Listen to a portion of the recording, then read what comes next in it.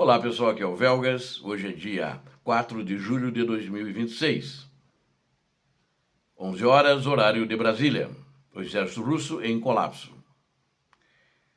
Talvez alguns acham que não está. Alguns analistas dizem que está em processo de entrar em colapso. Na minha opinião, na minha avaliação, é vocês mesmos se analisarem o que eu já estou repassando para vocês do que está acontecendo, eles estão em colapso. Mas vamos lá, uma campanha estratégica de ataques de longo alcance executado pelas Forças Armadas da Ucrânia contra a infraestrutura de petróleo e gás está gerando impactos profundos na cadeia de suprimento militar da Rússia. Mas não só isso, em toda a economia da Rússia.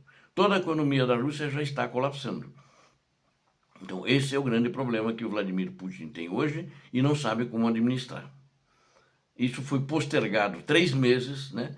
Quando o presidente norte-americano, Donald Trump, ele deixou a Rússia por 3 meses exportar petróleo, alegando uma desculpa em cima da crise no Irã, que não é uma crise, é uma guerra, em que os Estados Unidos atacaram o Irã. E aí o preço do petróleo foi lá em cima. Não deu certo, o petróleo não baixou por causa disso, mas na realidade a intenção maior era dar dinheiro para a Rússia aguentar mais um pouco. Acho que esse ano, em princípio, essa guerra teria que terminar. A Rússia teria que capitular e se retirar porque ela não tem dinheiro. O que está entrando, o mínimo que tem, ela inclusive está fazendo estudos para tirar dinheiro, né, do restante da economia. Acho que isso não tem fôlego muito longe. Eu acho que esse ano, até o fim do ano, no máximo o início do ano que vem, tem que parar. O ditador não quer. Vamos ver o que vai acontecer. Talvez antes disso haja um embate internamente na Rússia entre forças do próprio sistema russo, os a favor, os pró e os contra. Analistas internacionais apontam que a destruição de refinarias e depósitos de combustíveis provocou uma crise de abastecimento em mais de 50 regiões russas, além de isolar a península da Crimeia ocupada. Assista a esse vídeo, aqui você vê a verdade, aqui você vai compreender os dados técnicos sobre o consumo logístico russo e as projeções de especialistas. Inscreva-se no canal, é muito importante. Você que não é inscrito, deixe o seu like, peço a todos, compartilhem e comentem sobre o andamento dessas operações.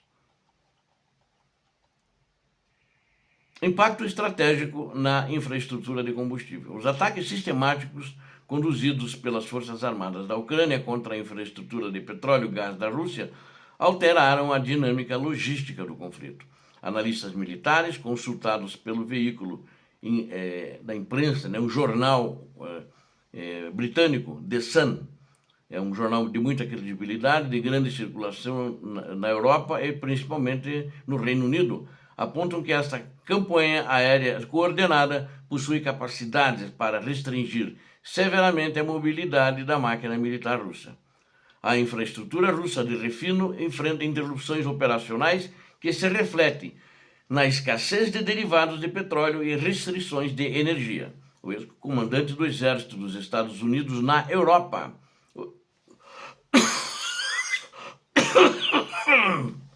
o general Ben Hodges, avalia que as operações ofensivas terrestres da Rússia demonstraram desaceleração.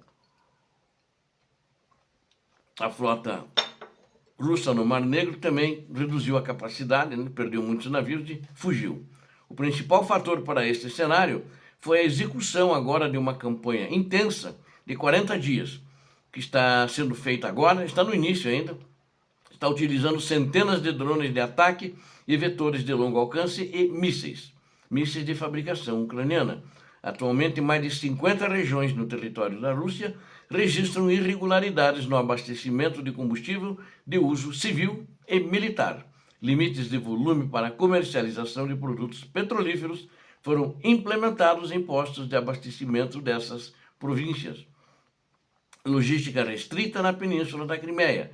A Ucrânia executa de forma paralela um plano para limitar os setores de energia e logística na península da Crimeia ocupada. A utilização da ponte Renishk e de outras rotas de transporte terrestre afetou diretamente o fluxo de suprimentos da região, depois que a Ucrânia bombardeou essa ponte e ela não pode mais ser utilizada.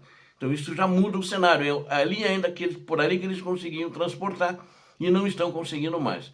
O último comboio de aproximadamente 40, agora recentemente, essa semana, uns 2, 3 dias atrás, de 40 caminhões foi destruído, incendiado todo ele por drones ucranianos que estavam tentando usar uma parte da ponte, né, passando com alguma dificuldade, caminhão a caminhão, e como a Ucrânia estava vigiando a região, destruiu esses 40 caminhões de combustível, deixando todo mundo louco e apavorado. A perda dessas linhas de transporte, esses meios de comunicação para levar a logística, provocou interrupções no fornecimento de energia elétrica, inclusive forçou a decretação de medidas de emergência localizadas. Eles precisam do combustível. O especialista não é só para viaturas, não.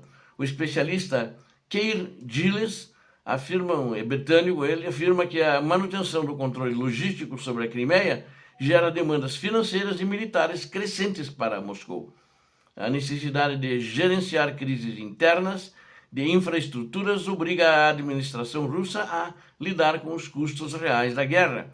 Segundo a análise de Giles, a persistência das tendências atuais de desgaste pode influenciar as decisões estratégicas sobre a continuidade dos combates. A projeção para o período do verão indica que a pressão sobre os centros logísticos russos vai tender a aumentar. Condições para a continuidade da pressão militar, para que a capacidade operacional das forças russas sofra uma redução crítica até o final do ano, 3 condições operacionais são necessárias. A primeira condição envolve a capacidade da Ucrânia de manter e expandir a frequência atual dos lançamentos de longo alcance. Eu também penso assim, ou seja, não pode se limitar a esses 40 dias de daí acabar os drones, acabar os mísseis, não. Eles devem ter mais e tem muito mais em estoque. Isso tem que continuar, né? Senão a Rússia não vai fazer nada e vai contra-atacar. E que na realidade ela já contra-ataca, mas o que ela contra-ataca? Os civis. Só isso que ela está fazendo. Não avança no teatro de operações, recua no teatro de operações na realidade, a Ucrânia tem que continuar aí. E eles atacam somente civis. A segunda exigência baseia-se no fornecimento contínuo do suporte tecnológico, avançando por parte das nações parceiras. E a terceira variável consiste na dificuldade da Rússia em desenvolver contramedidas de defesa aérea integradas para proteger as suas refinarias de retaguarda, ou seja, a Rússia está com muita dificuldade para fazer isso.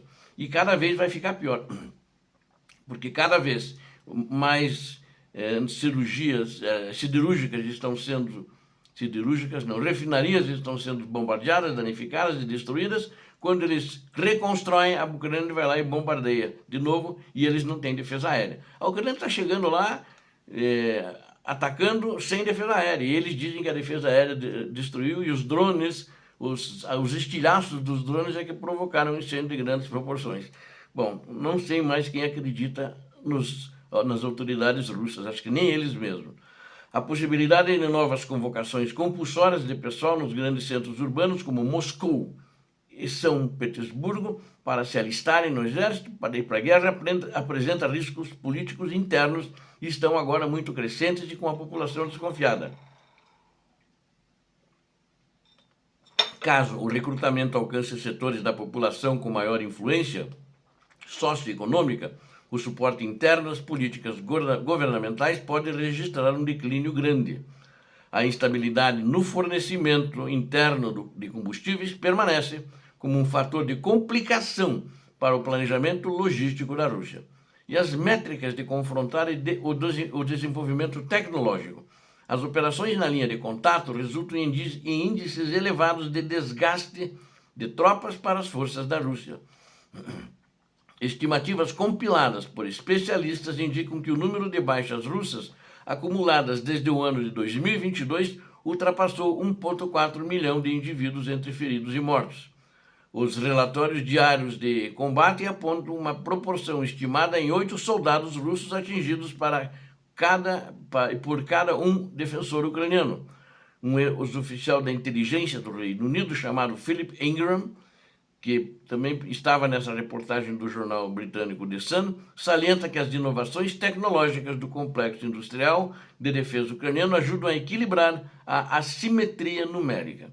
A qualidade do treinamento fornecido aos novos contingentes russos apresenta deficiências devido à urgência no envio para o fronte. em setores de alta intensidade de combate, a expectativa de atuação operacional de um recruta russo sem preparo adequado pode ser de apenas 20 minutos durante assaltos diretos. O período total de atividade dessas unidades na linha de frente restringe-se a poucas semanas antes da necessidade de substituição por fadiga ou baixas. E para concluirmos, a estratégia ucraniana baseada no desgaste econômico e na precisão tecnológica demonstra resultados mensuráveis na cadeia de suprimentos da Rússia. O direcionamento de ataques contra refinarias afeta não apenas a economia, mas compromete diretamente a mobilidade das tropas blindadas na linha de frente. A sustentabilidade do esforço de defesa ucraniano depende da manutenção do suporte internacional e do avanço de suas próprias capacidades de desenvolvimento. Obrigado a vocês que assistiram esse vídeo, eu conto com vocês. O canal precisa de vocês, espero contar com vocês. Vocês viram a verdade em todos os vídeos. Hoje ainda vai ter mais um vídeo e vocês sempre verão a verdade. Aqui não tem trolló, não tem fake news, não tem nada de coisa assim. Se inscrevam, deem um like e compartilhem e façam seus comentários. Eu conto com todos vocês. Muito obrigado. Peço a Deus que abençoe a todos vocês, a Deus que abençoe a Ucrânia, a Deus que abençoe o Brasil. Paz e bem, paz para toda a humanidade.